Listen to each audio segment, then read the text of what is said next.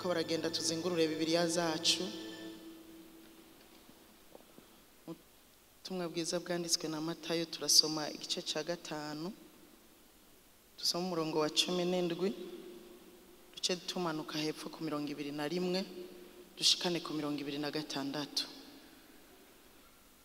Haravuga ngo, nimugire ngo naje gusenyura ibyagezwe canke amajambo y'abavugishwa n'Imana. Sinaje kubisenyura, naje kubishitsa. 21. Mwarumvise abakera babwiwe ngo ntukice, uwica abashikiwe no gutsindwa n'urubanza. Ariko jeho ndababwira yuko umuntu wese azoshavurira mugenzi we azobashikiwe no gutsindwa no gushigwa imbere y'intahe. Uzotuka mugenzi we ati wakijujuwe azobashikiwe no gutsindwa n'urubanza. Uzomutuka ati wagipfuwe azobashikiwe no gutabwa mu muriro wa Gehinomu. Niwajana ishikanwa ryawe ku gicaniro ukayibukira ko hari icupfa na mugenzawe, usiga ishikanwa ryawe imbere y'igicaniro, ubanze ugende utunganye na mugenzawe, ucugaruka ushikane ishikanwa ryawe. Wumvikane vuba n'ukurega mukiri mu nzira, ukurega ataragushikiriza umucamanza akaguha umusoda ugashigwa mu ibohero. Ndakubwira ukuri yuko utazohava na gatoya utishuye n'ikuta rya nyuma. Imana idufashe cyane. Kaze mufate ibyicaro. Ndagomba dusangirira ijambo rivuga ngo ibyo ntibihagije. Ibyo ntibihagije. Ibyo ufise ntibihagije. Kubura aho ugeze ntibihagije. Kubuza ibyuzi ntibihagije. Mu yandi majambo, ntihagire umuntu muri twebwe turi hano yonezerwa ngo ko nshitse naha ngo Imana irahanzigamira. Kuko hari abakunda kubivuga ko nshitse naha Imana irahanzigamira. Simvuze ngo ntubumbwe n'ibyo ufise. Nivyo Paulo yaravyanditse aravuga ngo umuntu wese abumbwe n'ibyo afise. Mbere aradushingira intati burya jewe nize kubumbwa muri vyose, nize kubumbwa mu bukene, kubumbwa ntunze, kubumbwa nshonje, kubumbwa maze, byose naravyize. Nivyo Paulo yaravyanditse. Ariko si ivyo nshaka kuvuga. Nubumbwe aho ugeze ntibihagije.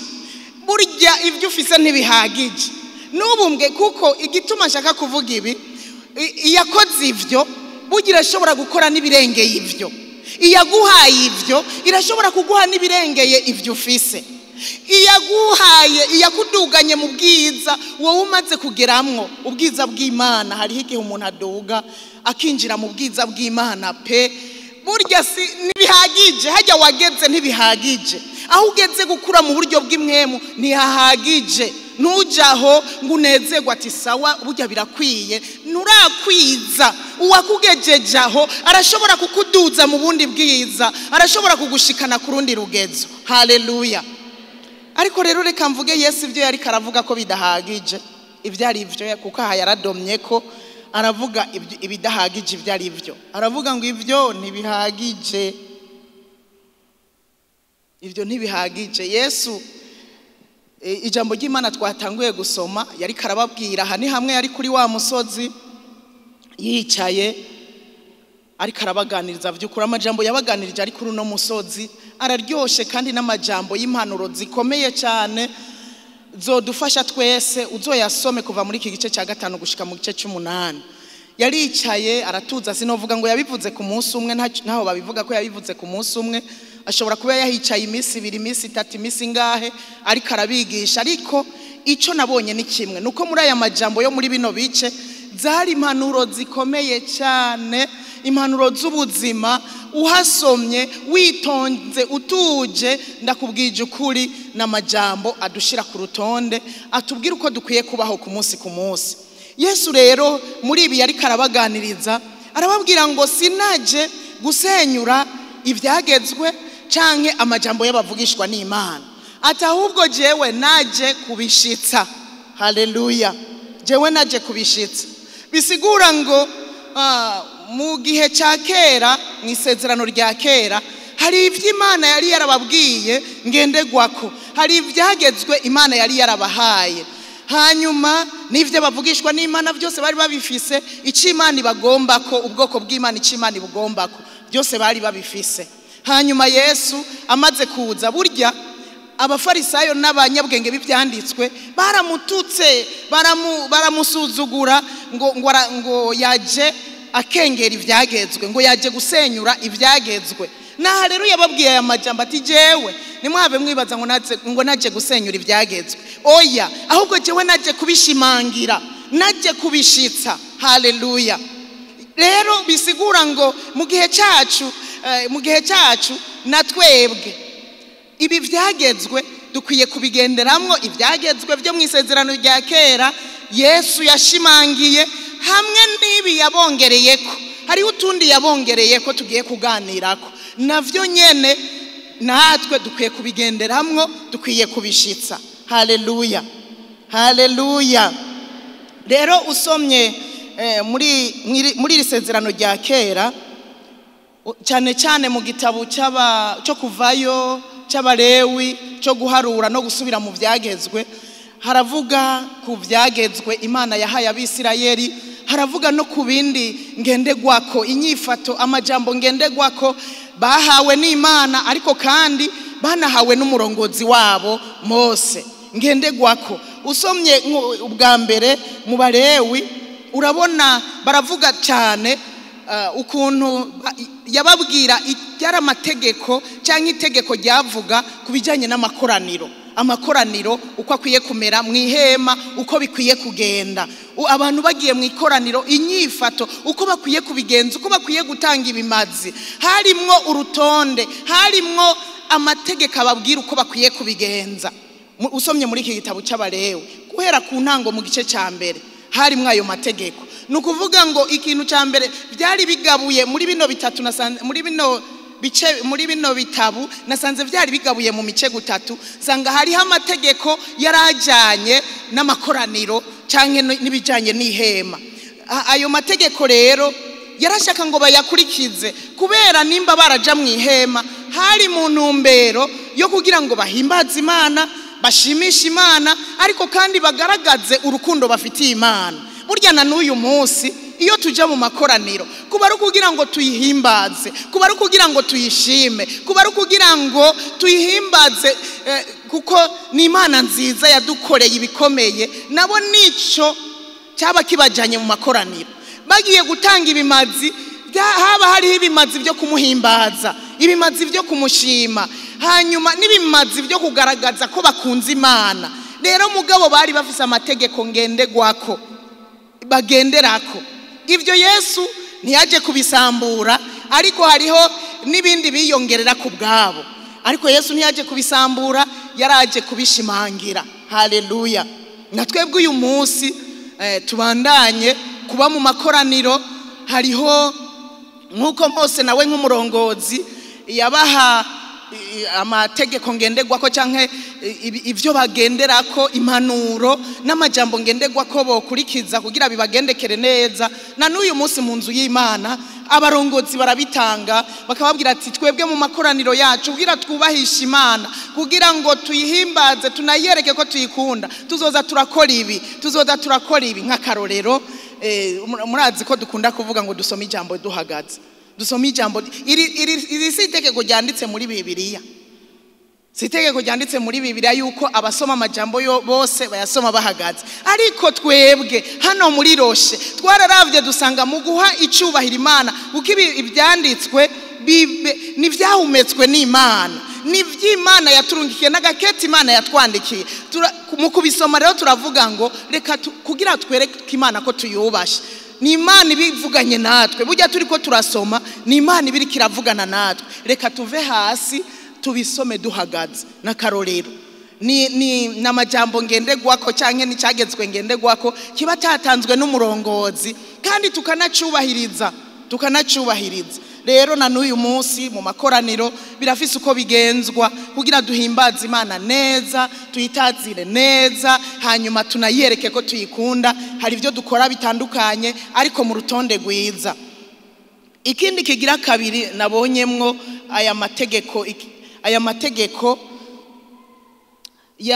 bayashizeho kugira ngo abantu babeho neza mu buzima bwa misi yose, ariko kandi bubahishije Imana. Yari amategeko adoma ku buzima bwa misi yose, adoma ko ku buzima bwo kubaho kwa misi yose yahawe Abisirayeli.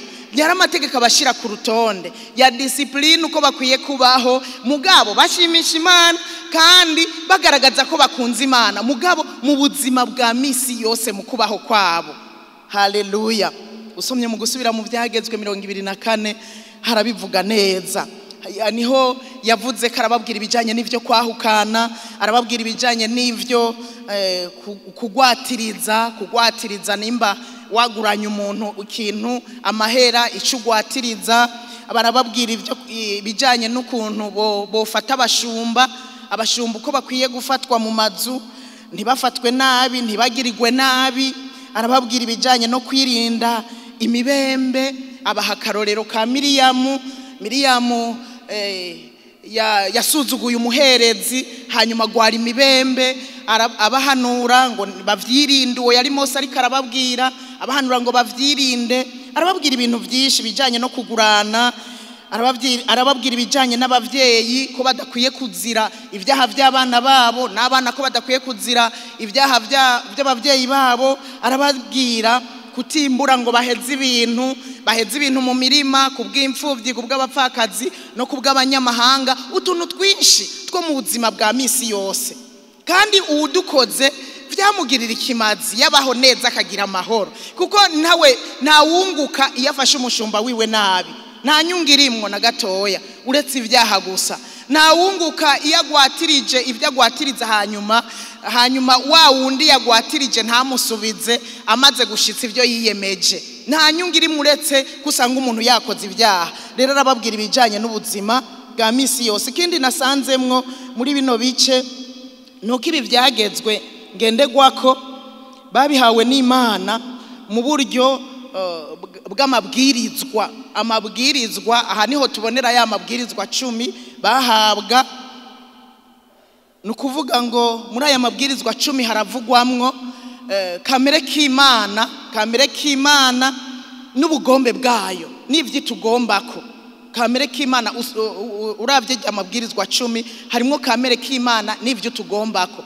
Rero Imana yagomba aya mabwirizwa bayahawe n'Imana azanwa na Mose, ariko Imana yagomba ko abantu babaho bubahirize aya mabwirizwa mu ntumbero yo kugira ngo bamenye kamere k'Imana, ariko kandi bamenye n'ubugombe bwayo. Hanyuma bamaze kubumenya babugenderemwo. Niba ubugombe bwabo niba Imana yababujije gukora, irababwira n'ibindi bakwiye gukora, bwari ubugombe bw'Imana.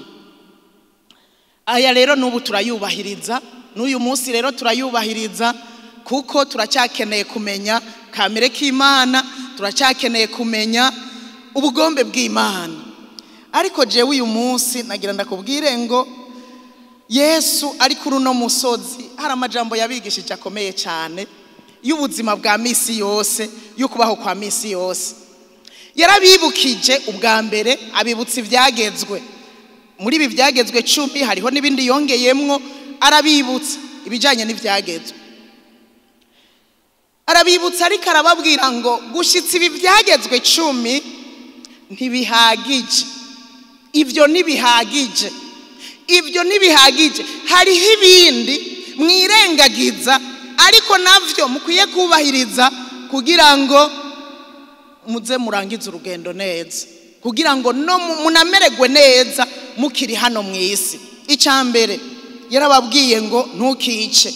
Twahasomye aravuga ngo ntukice.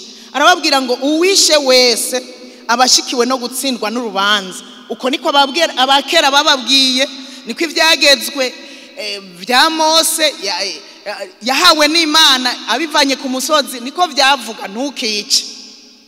Yakuyemwo bikeya, ndavuga nanje kuri ibi bikeya yakuyemwo.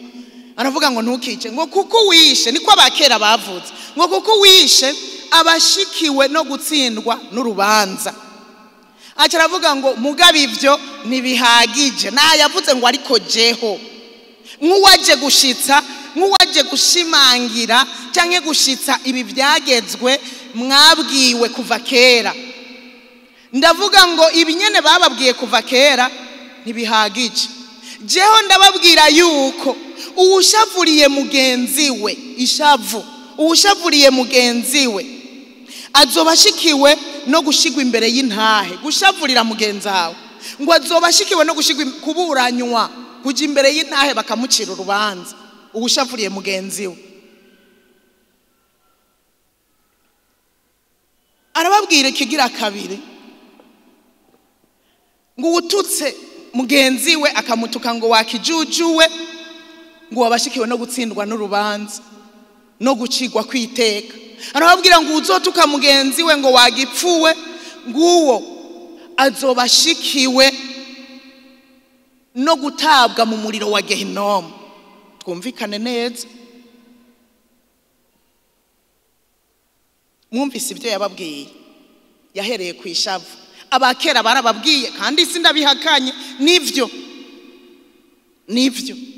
mugabo jeho ndababwira yuko uwushavurira mugenzi we, uwushavurira mugenzi azoba akwiye gushigwa imbere y'intahe aburanwe kubera yashavuriye mugenzi we. Mbega ibi turabikora canke ntitubikora? Turashavura ntidushavura? Ngo uwushavuriye mugenzi we, erega jewe ndiko ndabisoma nsa n'uwagize ubwoba, ariko ndavuga ngo Yesu yarakoze kuko nagiye gutahura ishavu rikujana kure. Burya ishavu niyo ntango yo kwica. Uwushavuye arashavura bikamuteza kujingitwa gushikaho yumva yofata mu kanigo mugenzi we akamwica. Ishavu nico gituma rero yavuze ngo uwushavuye ngo abakwiye gushigwa imbere y'intahe, imbere yuko akora ibara. Gishavu niryo ribanziriza kwica. Yesu rero yavuze ngo kwica, kuba utica uyu munsi nukuri ni vyiza kandi ntidukwiye kwica biragahera. Kuba utica, iyo bavuze ngo twihana ubwicanyi uvuga uti jewe aho sindimwo jewe sinicana. Ariko Yesu araza aravuga ngo mwari muzi yuko uwushavuriye mugenzi we, uyu muntu nawe nyene akwiye gushigwa imbere y'intahe. Abakoze icyaha, abakoze ikidakogwa akwiye kuburanywa. Gushavura, ndiko ndavuga ibi uzuriyumviriza mu mutima, uvyibuke uko uhagaze, uvyibuke uko umerewe, uvyibuke naha muri eglise ko ata muntu ahari wowe ushavuriye. Uvyibuke na jewe ndi ngaha imbere kutomushavuriye. Urabona ko ndi ngaha ndi umwe, urumva uraza kuvyibuka n'ingoga. Jewe navyiyumviriye ko nkiriko ndabitegura, nkiriko ndabisoma, mbonye aya majambo akomeye kuruta uko navyibaza. Naravyiyumviriye ko cyane.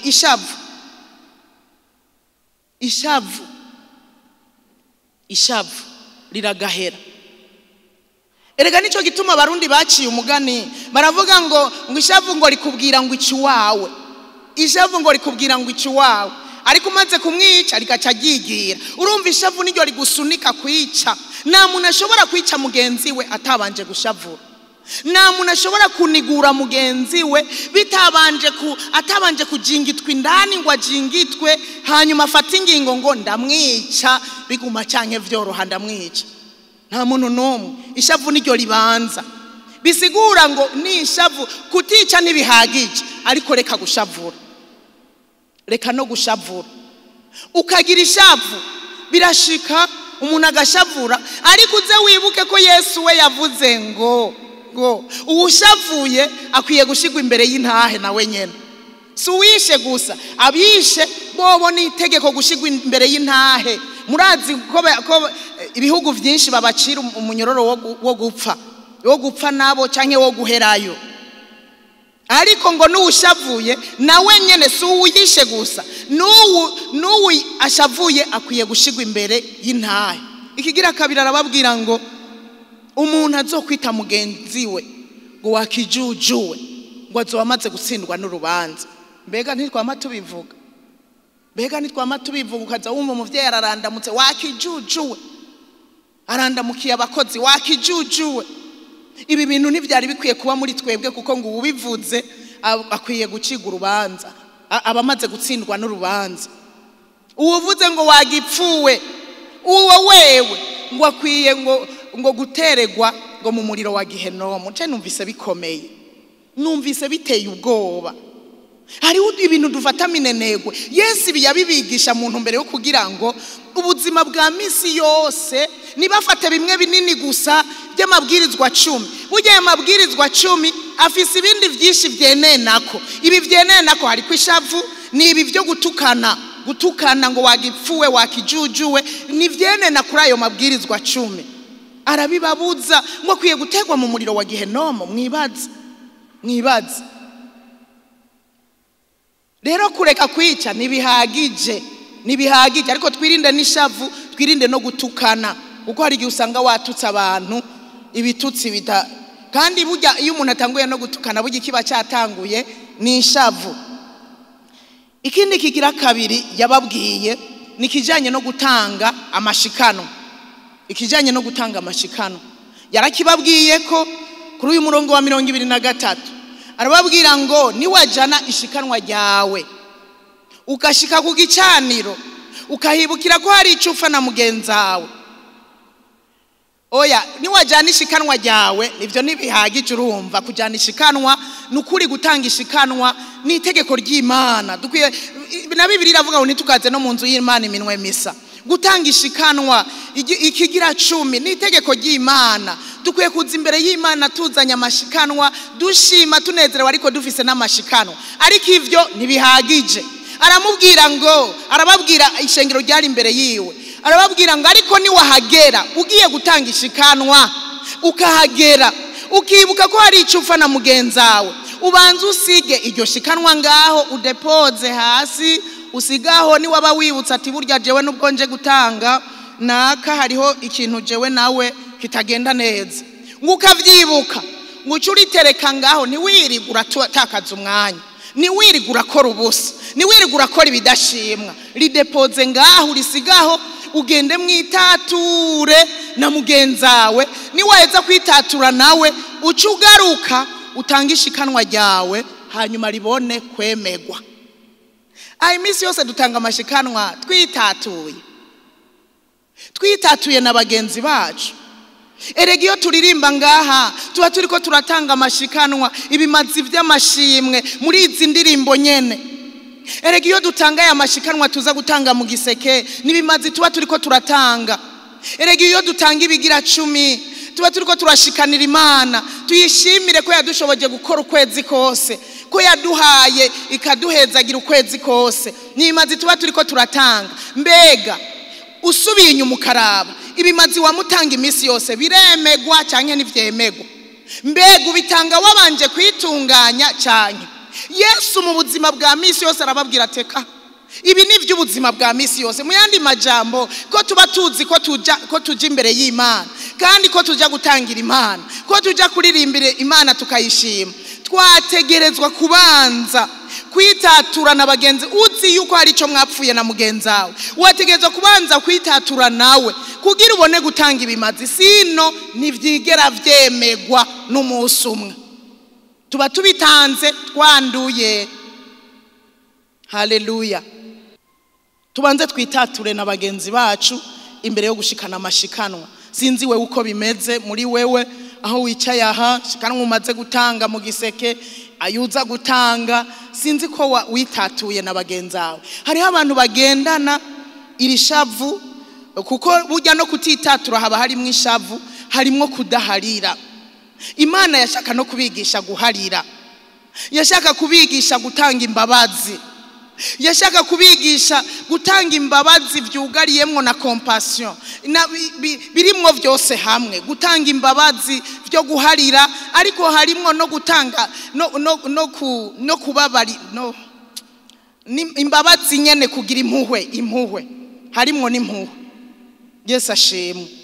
Nivyo yashaka kubigisha, nimubeho ubuzima bwa misi, ututwara utuntu two mu buzima bwa misi yose, nimubeho ubuzima bwo kugira imbabazi, nimubeho ubuzima bufise impuhwe, nimubeho muri ubwo buzima ni vya misi yose. Ivyo dupfa na bagenzi bacu ntibizobura tukiri muri ino si, ndakunda kubivuga, ntibizobura ivyo dupfa, ntibizobura ekayi, ntibizobura. Ariko igikomeye nuko jewe nawe tuba abantu bitahura ku munsi. Mbega burya dimanche n'imbere yo kuza imbere y'Imana, kuko n'umunsi udasanzwe, si dimanche gusa ariko dimanche n'umunsi udasanzwe. Umuntu yarakwiye kwicara mu gatondo akavuga ngo mbega ngira nje mu rusengero gutanga ibimazi gutazira Imana, nyene nico mpwemu yaraza kumbwira gutanga.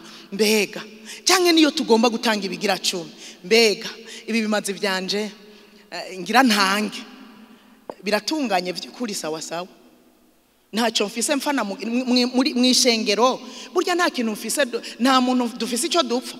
Hariya ku kazi nta muntu mfise icyo dupfa, mu muryango nta muntu mfise icyo dupfa.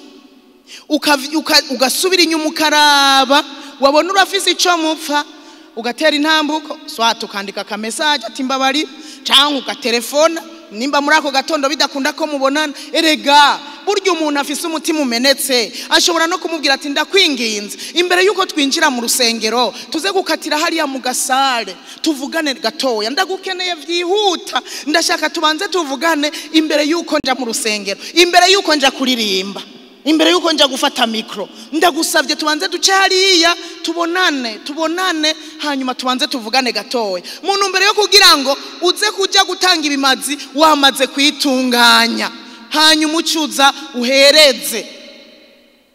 Ivyo nivyo vyari bidukwiye ku munsi gutunganya na bene data.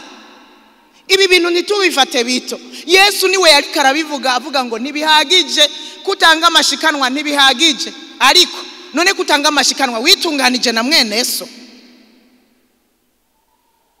witunganije na mwene so, wuzure vuba n'ukurega ataragushikana ku mucamanza. Burya turi umucamanza arahari aca imanza zigororotse kandi atarya igiturire. Twari dukwiye kuzura tukiri ngaha mu nzira, mu rugendo, twuzure dusabana imbabazi tutarashika ku mucamanza mukuru azoca urubanza rugororotse, atari urwangondegonde ariko rugororotse. Twari dukwiye kwitatura tutarashika ku mucamanza.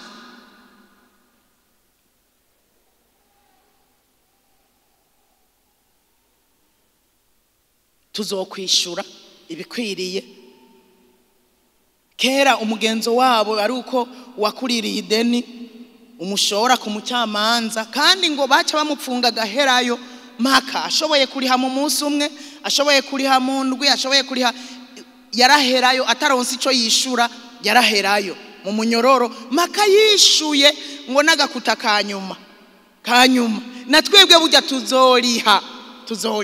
Rero kubijanye no gutangira Imana tubanze twitatura na bene data, turabe kwa caco dupfa, handi ho dusosanga turiko dukorera ubusa, turaba abagwaye tubagemurira, twambika abagenda gusa, turirimba, tuvuga ubutumwa, ndaza utanga ishikanwa, bavuga indirimbo ikagukora kugatanga, n'ijambo likakora ugatanga, mugabo ibigira 10 ukegeranya ukazana, mugabo ugasanga uri kukorera ubusa, ugasanga ukwiye gutsindwa, waramaze gutsindwa n'urubanza, waramaze gutsindwa, kuko umucamanza n'uyu munsi ariko araturaba, ariko araba imibereho yacu, arazi uko tubayeho, aranzi n'ubu ndiko ndavuga, nawe arakuze, arazi yuko nimba no bafise wo dufise ico dugipfa arabizi, nimba ari amahoro arabizi, nawe w'ivyawe arabizi. Umucamanza mukuru aratuzi twese, nico gituma kubitunganya uyu munsi ari vyiza cyane kuruta.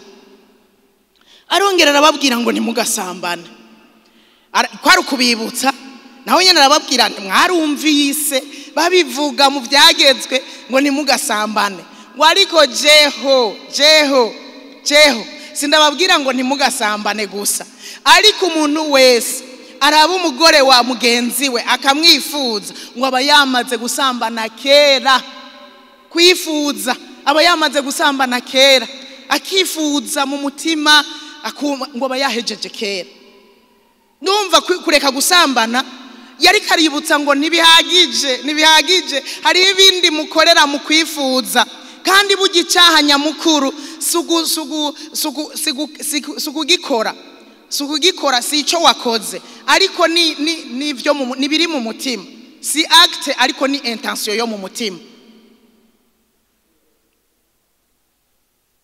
Mu mutima ibiri mu mutima, ivyo wagabiye mu mutima urashobora gutombora ntubikore, ukabugiriwe ubuntu. Kumbure ubugiriwe ubuntu gute?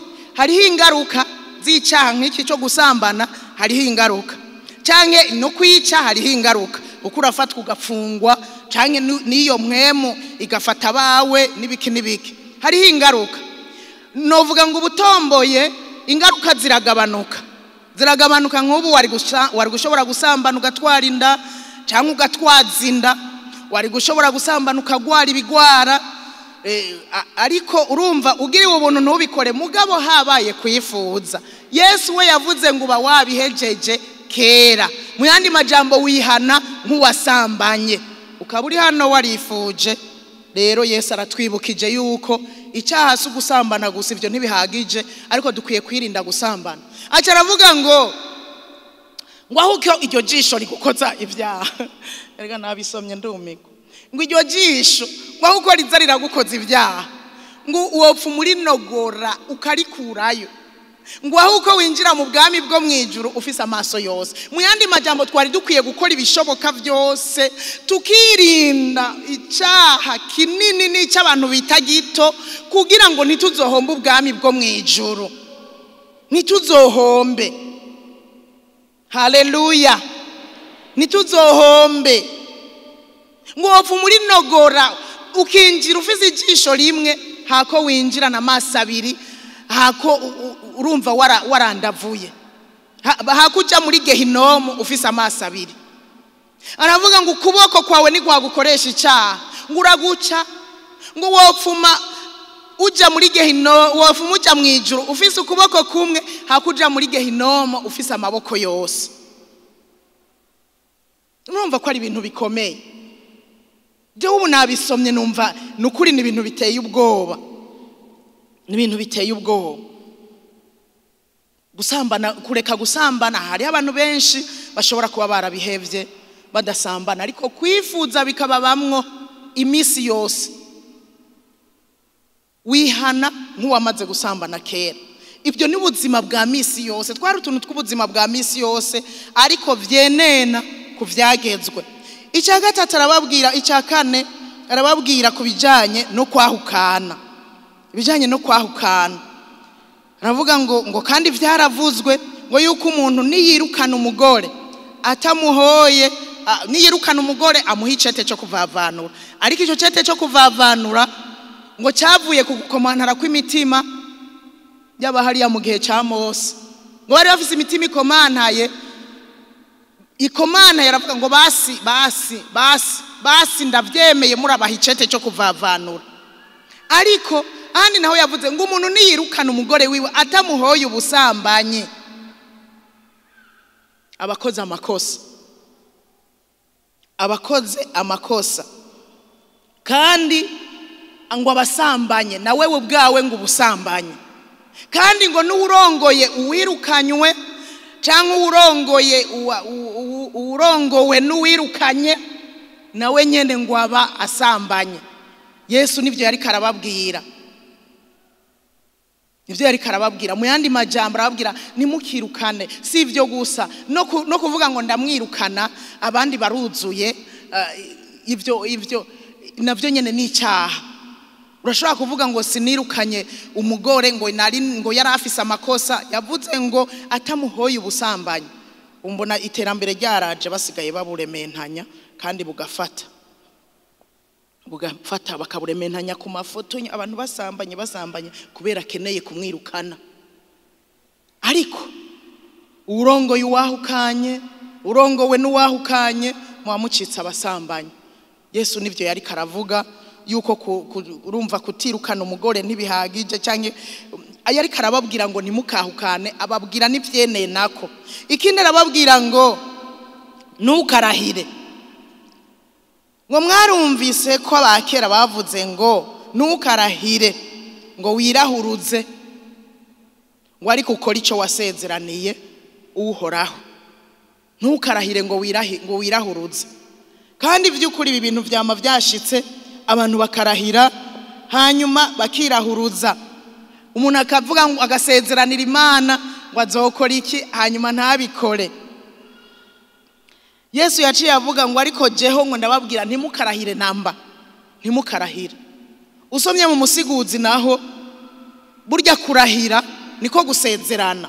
Kurahira ukavuga uti jewe nukuri ntazobikora, nukuri ntazotanga ibi, nukuri ntazogira ukuntu, niko gusezerana. Gusezerana rero hanyuma ukirahuruza, ukarahira ukirahuruza, ugasezerana ntushitse, ni icyaha kibi. Ngo wopfuma, umusiguzi yaciye avuga ngo wopfuma utagira icyo usezerana, hakusezerana ntushitse. Ngureka gucumuza akanwa kawe uza kuvuga ngo nzokora ibi, ngo nzokora biriya, nzotanga ibi, nzotanga biriya. Wibuka ibyo wasezeranye hanyuma ubishitse. Abantu barabohewe mu masezerano. Abantu barabohewe mu masezerano.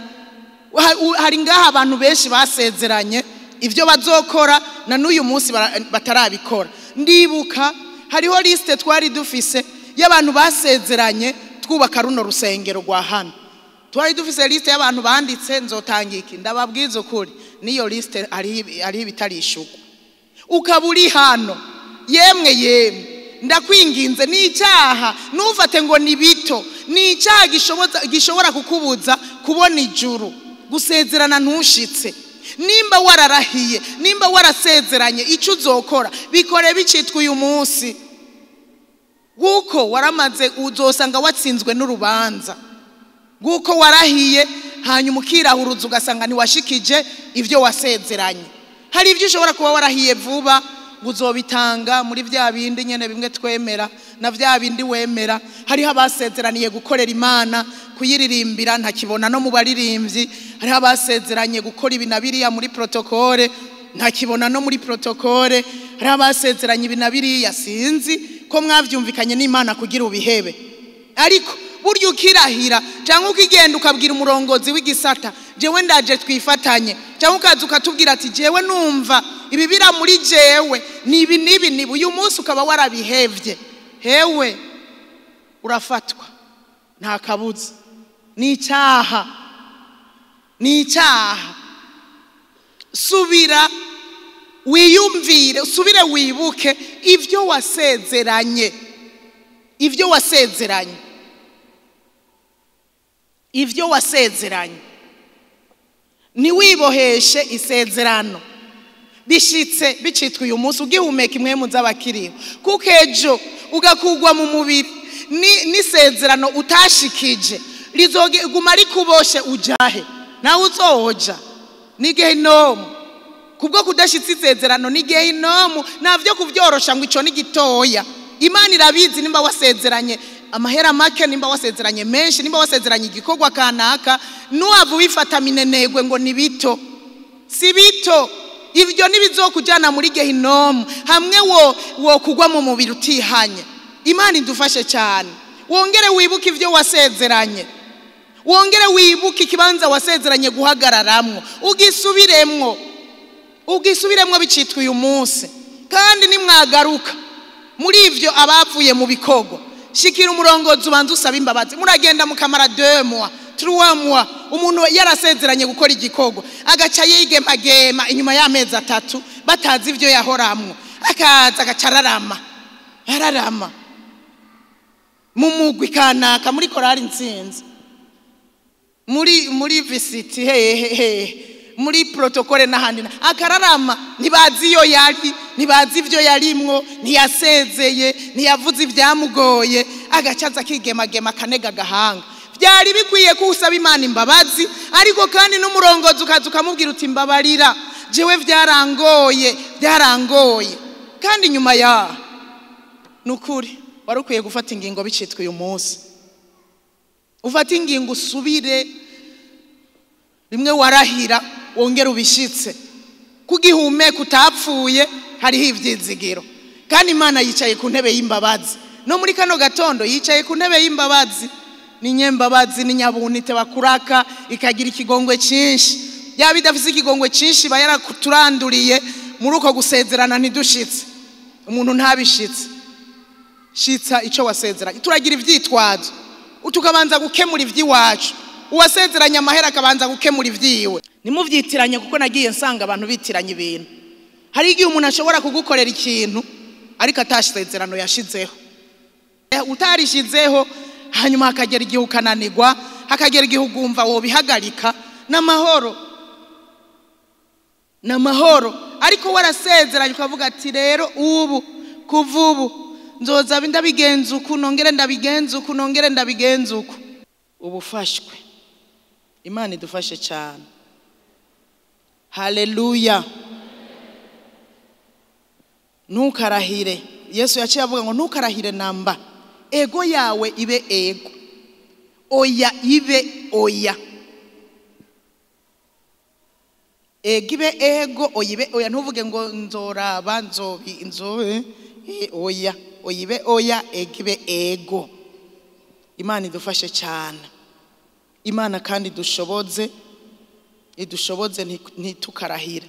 Ikindi yababwiye ngo ntimukihore. Ntimukihore. Kwihora.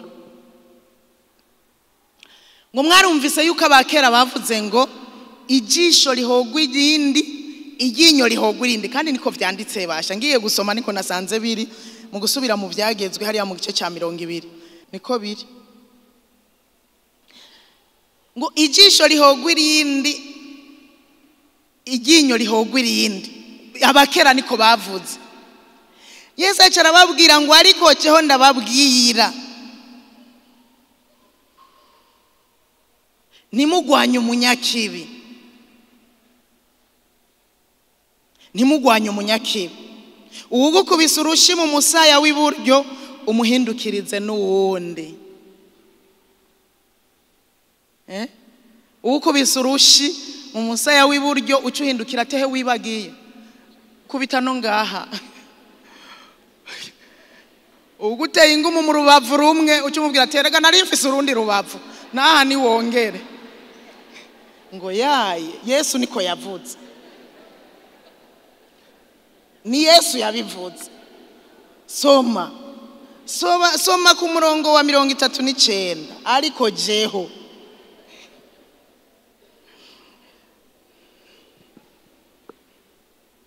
Mwabyumvise? Ngo umuntu niyagomba kukuburanya ngo ahubwo ucumuhebera. Ucumuhebera nivyo yaragiye kukuburanya ko umuhebere. Umuhebere. Nivyo yaragiye kukuburanya ko umuhebere. Umuhebere. Yari shaka kubigisha ngo nimukihore. Nivyo abakera baravuze ngo ijisho lihogwa irindi, iryinyo lihogwa irindi. Ariko jeho nagomba kubabwira ngo ahubwo ukuvumye umuhezagire. Uwushonje ari umwansi wawe umugaburire. Haraho bitaniye no kumuha urundi rubavu. None niwumva ko bigarutse ukemera. Uremeye. Niwe yavuze ngo ahubwo umwansi wawe niyasonza muhamagara umuha ivyo kurya. Ndababwire haba hari mwinsinzi dasanzwe kandi harimwe ubutumwa bwiza. Ico kintu ushobojwe n'Imana kugikora. Niyanyotegwa umuhamagara umuha amazi. Niyajya kukuburanya kandi azirikana umuntu akajya kukuburanya azirikana ko ari wagufitiye. Erega hari igihingwe igutwara igitunga igakigutanga kuraka. Akakuburanya azi ko ari wagufitiye. Imana irabikora. Iramenya uko ibigenza. Rero Yesu naho nyene yari karabigisha ikijanye no kugira imbabazi ntiwihore. Ujya wihutiye kwihora abantu bo baheze. kuko niwihora kwihora no kuvuga ngo ugirire umuntu icyo yagukoreye, no kuvuga agututse ucumutuka, akuvumye uramuvuma, akubwiye ngo wambwawe, mvuge buhoro, ngo wambwawe bukebuke, nawe ucumwishura ibyo nyene. Mwumvise yuko nawe we ububaye umunyabyaha nkawe, urumva nawe uburi kuracumura. Nico gituma yavuze urumva aguteye ingumu mu rubavu, urumva kwari ukumusubiza iyindi ngumu, ariko uca wirekera. Kandi rero tendance y'abantu babi acagaruka akaguha iyindi, si kwa rubavu umuhaye, erega utamushubije ni nkaho umuhaye urundi rubavu ati kubita no ngaha, nawe utirigura bivuga burya arayikumwanga, n'agasuzuguro gaca kajamwo akayigutera pe, kubera yabonye utamwishuye. Rero Yesu ibyo nibe agomba ngo ntitugire ingere ku yindi, nitwihore. Mbega nimwiyumvire niwajya kwihora, tugire nk'ivy'Imana yatugiriye basha, tugire nk'ivy'Imana yatugiriye. Imana iyo tugirira ibihwanye n'ibicumuro byacu, mwumvuye yumvire namwe, mbega tuba tumeze gute? Imana idukoreye ibihwanye n'ivyo dukora, tuba tumeze gute? Ntukihore, kwihora nibibe muri wewe, nibibe muri wewe, kuko nawe uzobaye umunyabyaha. Nyene dataniya kugira ngo je burya naragushavuriye, nawe uca utangura rero aturanye informye burya ko wari waranshavuriye, nanje guhera ubu ntuzumvugisha. Eka mubwira uti ndakubabariye shani, mba warananshavuriye ndakubabariye, hanyuma murengane mubandanye urugendo. Ntukihore, ntukihore.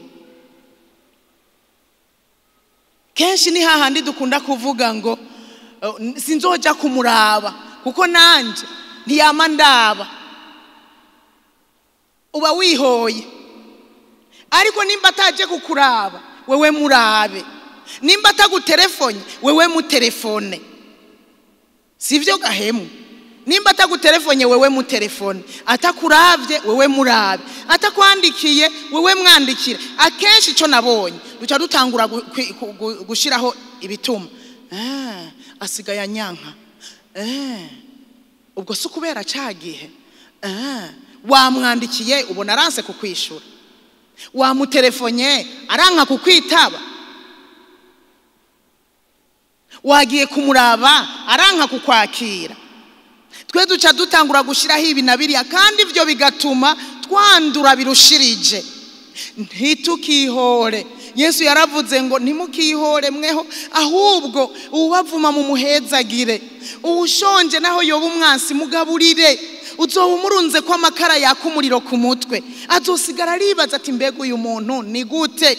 Narigeze kubashingira intahe umuntu yanyase mugabo nkabimukorera, nkatera intambuko nkabimukorera nyene, yaranyase kwera, aranyanka yarafise ibyo afatiyeko, aranyanka.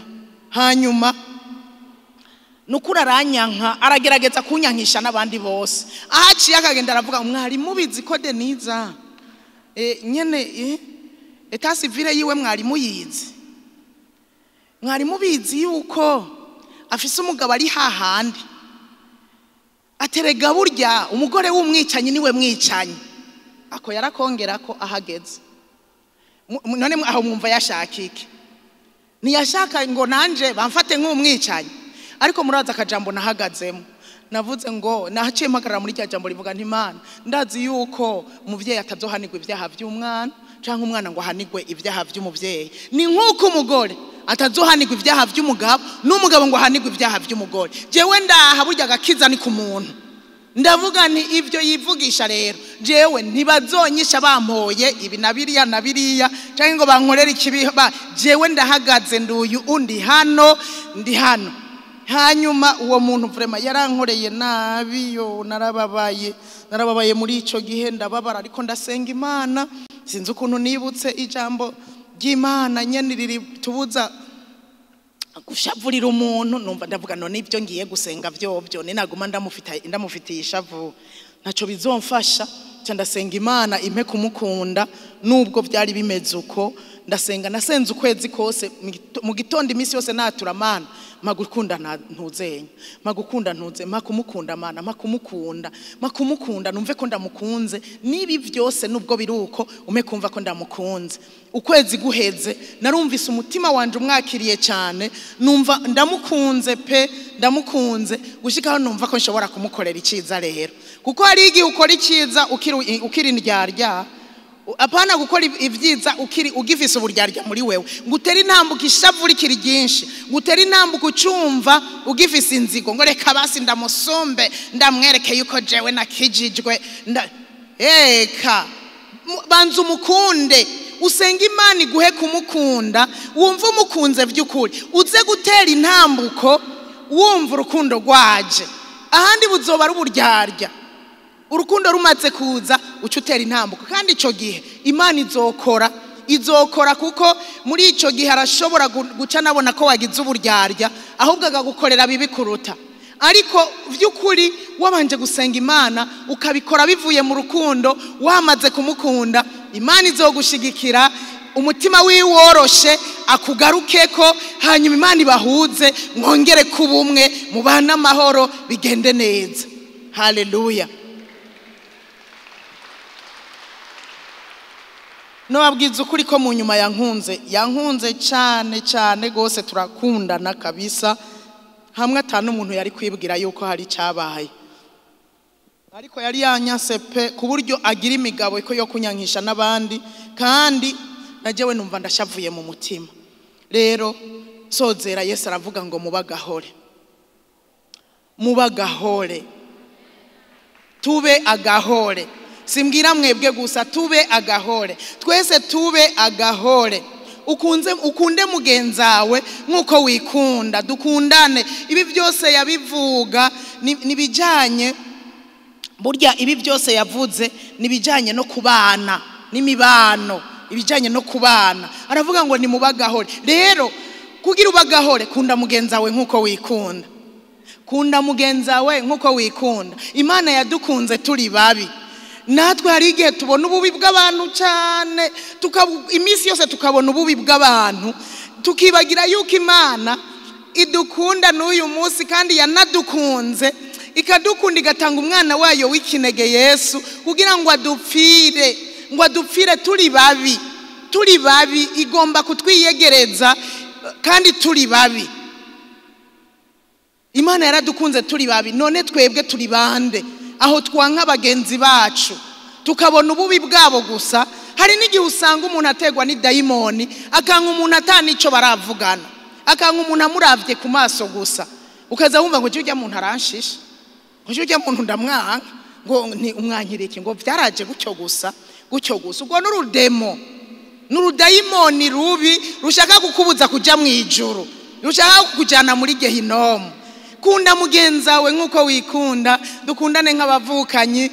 Mugenzawe niyakugirira nabi umuharire hanyuma utera intambuko mwiyuzuze naho yoba ariwe ubona ko afise amakosa utera intambuko mwiyuzuze hanyuma mubana amahoro. Tubagahore mu kibano tubagahore ku kazi tubagahore mu ishengero tubagahore aho tubaye. Umwami Yesu abahezagira.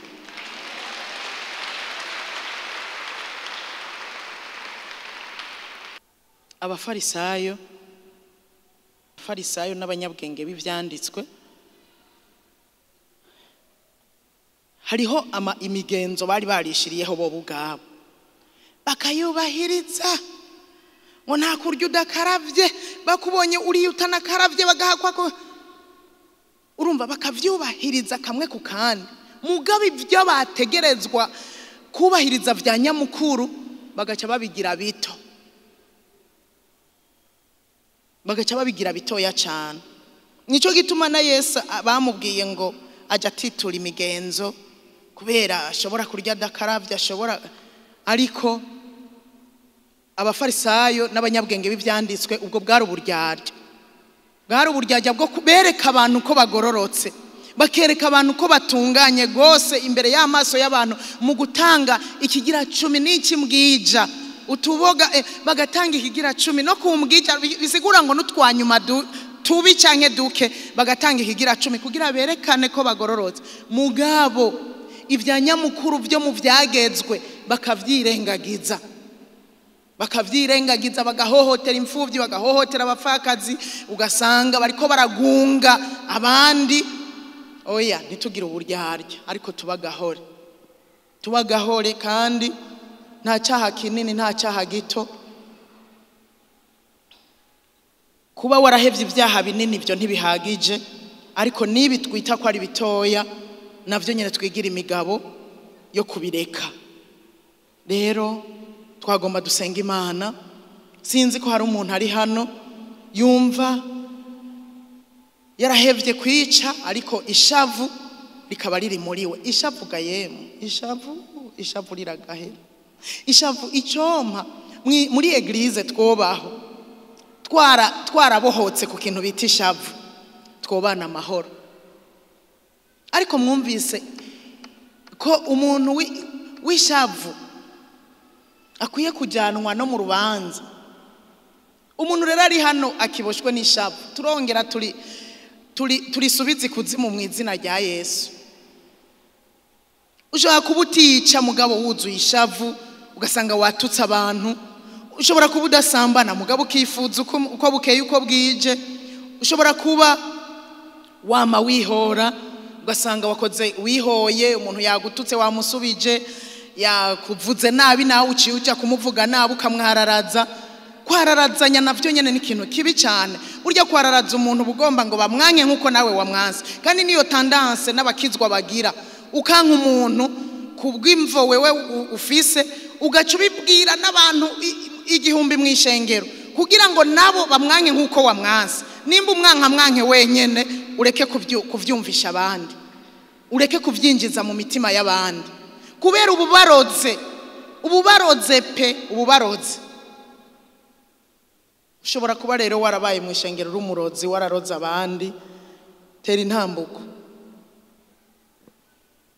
intambuko dusengana Imana tuve muri vya bindi ngo nagomba dusenga Imana ngo nanje kukubwira iyi nkuru kugira ngo dusenge urabisengera kandi Imana izokumvira imwijura aho kuza kundoga aho kuroga ujya mwene data taranakomera hari abantu baba taranakomera mu buryo bw'imwemu ukabarogesha ibyo wumvise ibyo uri birivyo n'ibitari byo ukabaroga oya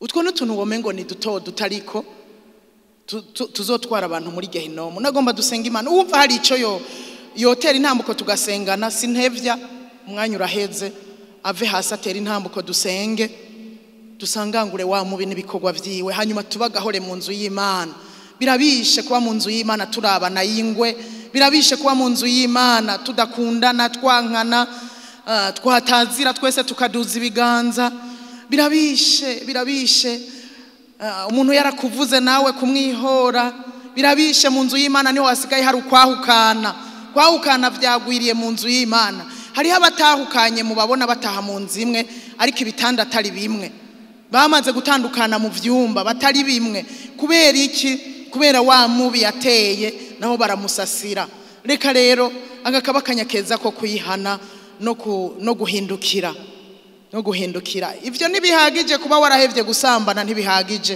kuba warahevye ivyo bita binini kwica bita kwiba ntibihagije ariko kana kanyakeza ko kuyihana utwo natwo tugenda tutwizingirirako twita duto ariko natwo nyene tuzotujana muri gehinomu cyangwa ugasanga tubayeho twaramaze gutsindwa n'urubanza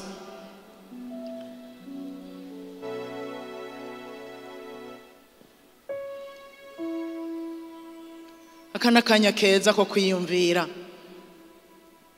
wiyumvire ushobora kuba wari watanze n'ishikanwa ryawe ariko ufise icupfa na mugenza ariko ndakwinginga utera intambuko burya hariho Imana itanga inkomezi iyi Imana yashoboye kudukunda turi babi ikagiriza inkomezi zo kudukunda turi babi mwiyumvira ibyaha twese twakoze uko byari bimeze ikadukunda niyo iduha inkomezi zo gushobozwa gukunda umwasi atari Imana idushoboje ntiwobishobora wewe, ntiwobishobora ku nguvu zawe, ntiwobishobora ku nkomezi zawe, ntiwobishobora, ariko dushobozwa niyo Mana na twebwe yadukunze turi babi, nidushoboze. Ndagomba ngo dusengere n'abana bacu. Kabura umuvyeyi uzi ko ufise mu bana bawe umwana akunda gushavura, utera intambuko usenge kubwiwe, kuko ivyo yobikurana byoba bibi kuruta. Ejo arashavura kubera umwimyiki nakiriye, ejo azoshavura usange ryamutwaye gukora ikintu kibi kwishure, gukora ikintu kibi kirenze urugero kizokutumumaramara kigagukoza isoni. Abana bacu ntibagakurana ishavu biragahera, ukaba wari kuragira imigabo yo kwihora mu buryo ubucanka ubundi, n'akanya keza ko gusenga wihora, utagutelefone, utakuravye, utaguterereye, wihora oya biragahera. Reka dusenge. Urazi icyatumye utera iyi ntambuko.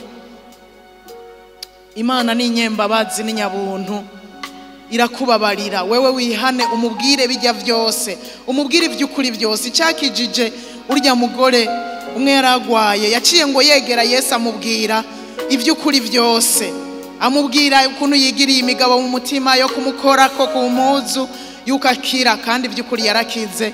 Ngo yaciye amwegera amubwira ivy'ukuri byose. Nawe wiyi ntambuko wateye, umubwire ivy'ukuri byose byo mu mutima, ariteguye kukubabarira. Data, mu izina rya Yesu Kristo, uri Imana nziza, Imana igira neza, uri umunyabuntu, uteba kuraka ukagira ikigongwe cinshi. Ndagushimiye cyane kuri uyu mwene data yitahuye kuri uno munsi, agatera intambuko. Yabonye ko bijyamaze guheba bidahagije, asanga hariho ibindi bikimuzibiye, bikimuboshe, bikimwizingiriyeko. Kumbure yari yarasuzuguye ngo ni bito, ariko bizodutwara muri Gehinomu. Rero ndamusengeye hapfukamye hano, ivyo nyene ariko arakubwira byamugoye, ishavu ryamugoye, kwihora, kwifuza, Mwami wo mwijuru, mu izina rya Yesu, aho byamunaniye kwitaturana mugenzi we, mu izina rya Yesu, uyu mwene data ari hano ndamusengeye muri ivyo nyene ariko arakubwira, kugira umuha inkomezi yo kubireka bicitwa uyu munsi. Ubu ukwiye gutera intambuko ngo yitature na mugenzi we, umuha inkomezi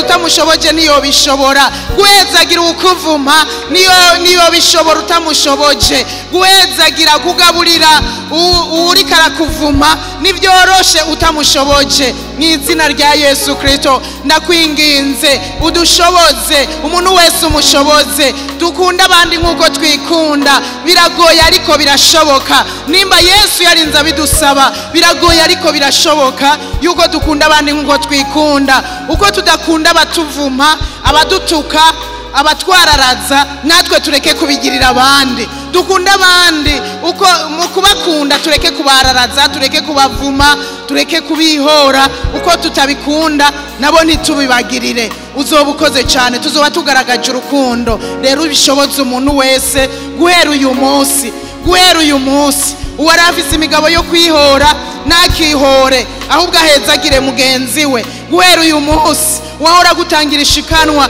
ariko afise icapfa na mugenzi we, yitature kugira ngo atange ishikanwa ryemegwa. Guhera uyu munsi, mu izina rya Yesu, wahora agatukana Mwami, ubwo wagipfuwe wakijujuwe nibikongere guca mu kanwa kiwe.